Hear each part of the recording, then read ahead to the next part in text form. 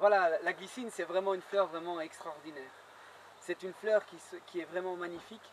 Ça peut donner des fleurs de plus de 30 cm ici. Ici, voilà, cette glycine-ci, ça fait 10 ans que je la taille. Et justement, on est en plein dans la période maintenant, au mois d'avril, où elle est en train de fleurir. Elle est orientée dans un endroit en plein sud. C'est vraiment la meilleure situation pour une glycine, parce dans le nord, s'il y a un hiver trop rude, elle meurt.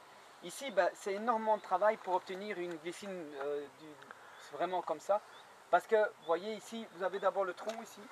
Je dirige d'abord la tige vers une certaine hauteur, et quand j'ai la hauteur que je veux obtenir, ben, je dirige les branches dans les côtés où je veux. Ici, j'ai fait une, deux, trois, quatre lignes.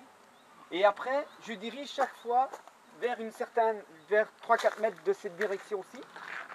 Et à un certain moment, je coupe. Et tous les 30 cm, je garde une branche. Je garde une branche, et tout ce qui est les petites branches qui partent ici, ben, je les coupe automatiquement. Vous voyez, ici par exemple, il y a une branche, ben, je la coupe.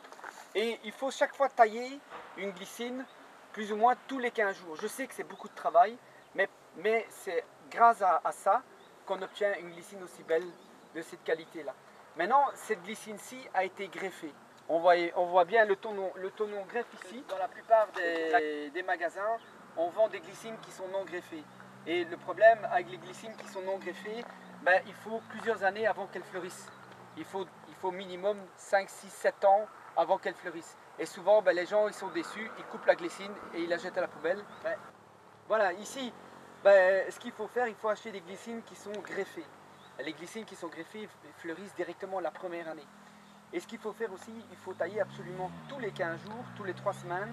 Parce que si on laisse aller la plante n'importe comment, la glycine va s'affaiblir et les branches vont pas grossir.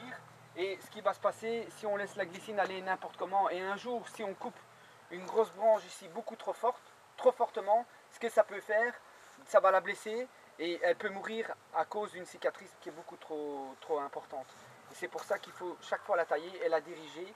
Et diriger ici, et ce qui se passe, de plus en plus que les branches grossissent, ben la sève arrive de plus en plus dans les branches. Et ici, les fleurs deviennent plus en plus. Je dirige les branches et je garde des branches. Et tout ce qui part comme rejet, ben, je les coupe. Et grâce à ça, moi je vous conseille de le faire pas trop long. Parce que le problème, si vous le faites trop long, avec une grosse tempête au mois de septembre, la glycine peut être abîmée ou des branches peuvent se casser ou elle peut carrément être cassée en deux à cause de la force du vent. Qu'ici, ben, le vent est beaucoup...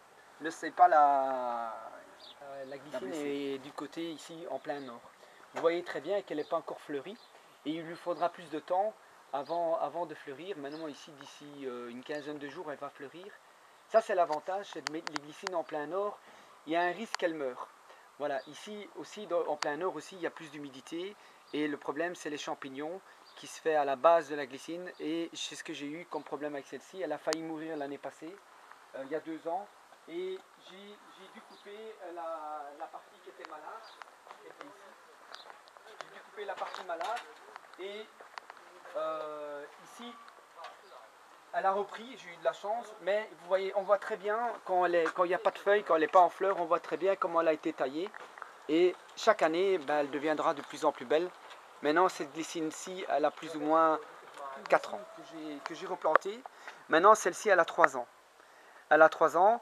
Vous voyez bien que au début, ça peut prendre un petit peu du temps avant qu'elle grandisse, mais au moment où elle s'est bien enracinée, ben, ça va très vite. J'espère que je ne la perdrai pas cette année, parce que là, ça a été 7 ans de travail et ben, elle est morte à cause d'un champignon. Et du côté nord, ben, elles sont tous mortes, elles ne résistent pas. Du côté nord, si on a un hiver trop rude, mais elles meurent. Ici, ben, il fait très très froid et j'ai déjà essayé plusieurs fois. Ben, ça tient 2 ans et après ça meurt quand il y a un hiver trop rude. Et ici, en coupant, on voit très bien que ce n'est plus vert et c'est mort. Ce qui est très bien avec la glycine, c'est que la glycine n'abîme pas les maisons, n'abîme pas les fondations des maisons, parce que la plupart des plantes grimpantes, ben, elles rentrent dans les fondations de la maison et ça peut faire bouger les murs. La glycine n'abîme pas les fondations. Elle ne va pas très profond et il faut simplement la diriger, lui faire un petit tuteur. Et voilà, vous la dirigez. Maintenant, ben, ici, ben, je l'aurais vue très très belle ici sur ma terrasse, mais ça n'a pas été en plein nord, ça que je taille depuis 12 ans. Elle est vraiment magnifique. Elle est magnifique. Vous voyez, elle va très bien avec la maison. Et ici, ben, les fleurs sont très grandes et elle est en plein sud. Voilà, c'est le travail de 12 ans. Et vous savez, celle-ci, je la taille 3 fois par an. Et regardez, qu'est-ce que ça... Elle est très très belle. Et ici, je l'ai dirigée un peu plus tard. Maintenant, tout doucement, parce qu'elle est déjà très grande. Mais ici, je la dirige du côté droit. Vous voyez, du côté droit, je l'ai aussi dirigée de ce côté-là. Vous pouvez sentir, elle est très très belle. Ça sent incroyable.